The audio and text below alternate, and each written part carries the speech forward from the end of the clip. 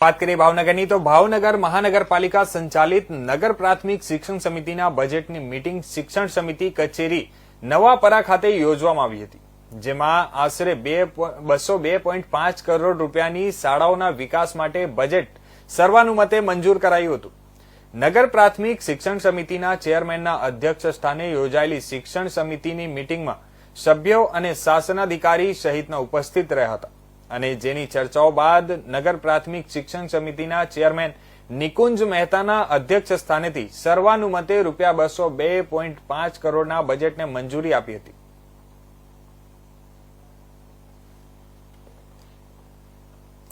દર વર્ષની માફક હું એવું માનું છું, ભારતીય જનતા પાર્ટીના શાસનમાં બજેટમાં કોઈ એવો ફેરફાર હોતો નથી। ખાસ કરીને સુધારા વધારા કરીને સેમ બજેટ આપતા હોય છે, પણ બજેટ રજૂ કરવા છતાં પણ ભાવનગરમાં સ્કૂલનું ડેવલપમેન્ટ જે વધવું પડે એ સ્કૂલનું ડેવલપમેન્ટ વધતું નથી અને નવી નવી એક્ઝામ લાવી અને હું એવું માનું છું કે સરકારી સ્કૂલના બાળકોને બીજી એવી કસોટી લેવામાં આવે છે મેરિટની, એ મેરિટમાં આવે તો એને બીજી સ્કૂલમાં જાય, પ્રાઇવેટ સ્કૂલમાં, તો એને વર્ષે 20,000 રૂપિયામાં આપવામાં આવે અને એને સરકારી સ્કૂલમાં રહેવું હોય તો 5,000। એનો મતલબ એવું છે કે સરકારી શિક્ષણ બંધ કરવાનો જ આ બધાનું આખું આયોજન છે અને ભવિષ્યમાં હું એવું માનું ભારતીય જનતા પાર્ટીની સરકાર લઈ તો 100% સરકારી સ્કૂલ બંધ થશે અને ખાનગી સ્કૂલ જે મોંઘા દાટ ભાવવાળી સ્કૂલો છે, જે મધ્યમ અને ગરીબ વર્ગના બાળકો ભણાવી નહીં શકે એવી પરિસ્થિતિ થવાની છે। જે ભાવનગરમાં જે તે વખતે 85 સ્કૂલ હતી, આજે કમનસીબે 68 સ્કૂલ છે, પણ એમાં તો બિલ્ડિંગ તો પાછા 55 જ છે। એનો મતલબ એમ છે ધીમે ધીમે સરકારી શિક્ષણ બંધ કરી રહ્યા છે। બજેટ તો સારું સુધારો વધારો કરે, પણ જે બેનિફિટ ગરીબ માણસોના બાળકોને મળવું પડે એ મળતો નથી અને એ પણ આ બજેટમાં સ્પષ્ટ દેખાય છે। શિક્ષણ સમિતિની ઓફિસની અંદર રોજ સફાઈ થઈ રહી છે।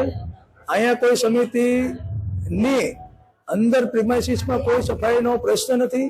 બહાર જાહેર રોડ ઉપર એ દિવસમાં 2 વાર ત્યાં સફાઈ થઈ રહી છે અને અત્યારે પણ આપ બહાર સમિતિની બહાર જોઈ શકો છો કે અત્યારે પણ ત્યાં ચોખ્ખાઈ છે અને દિવસમાં 2 વાર સફાઈ થઈ રહી છે। એટલે અહીંયા કોઈ એવો વિષય જે છે એ બહાર રોડ ઉપર પણ સફાઈનો હાલમાં છે નહીં।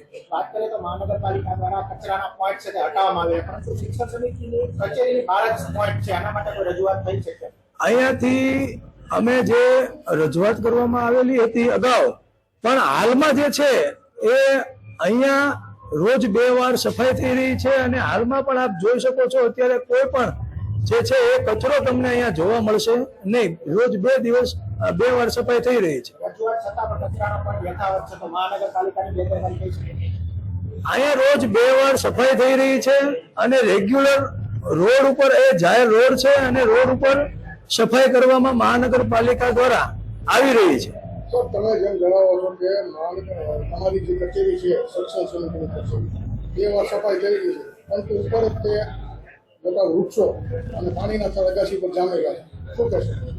એમાં એવું છે કે સમયાંતરે એ સફાઈ કરવામાં આવતી હોય છે, પરંતુ આ જે કચેરીનું બિલ્ડિંગ છે એ ઘણા વર્ષો જૂનું છે, એટલે એમના માટે એ અન્ય ખર્ચ ન કરવા પડે એ માટે અમારું એવું પ્લાનિંગ હતું કે ભાઈ અમને જે છે એ ઓફિસ નવી પ્રાપ્ત થાય અત્યારના સમય મુજબ, અને અમને જગ્યા છે, ઓરડાઓ છે એ સમિતિ માટે ખૂબ ઓછા પડી રહ્યા છે। એટલા માટે થઈને અમે મહાનગરપાલિકા દ્વારા મહાનગરપાલિકામાં માગણી કરવામાં આવેલી હતી અને અમને સત્યનારાયણ રોડ ઉપર મોતીબાઈ પ્રાથમિક શાળા છે એ અમને આપવામાં આવેલી છે અને આવતા દિવસોમાં ત્યાં નવું અદ્યતન બિલ્ડિંગ પણ અમુક જે છે એ કરવા જઈ રહ્યા છે।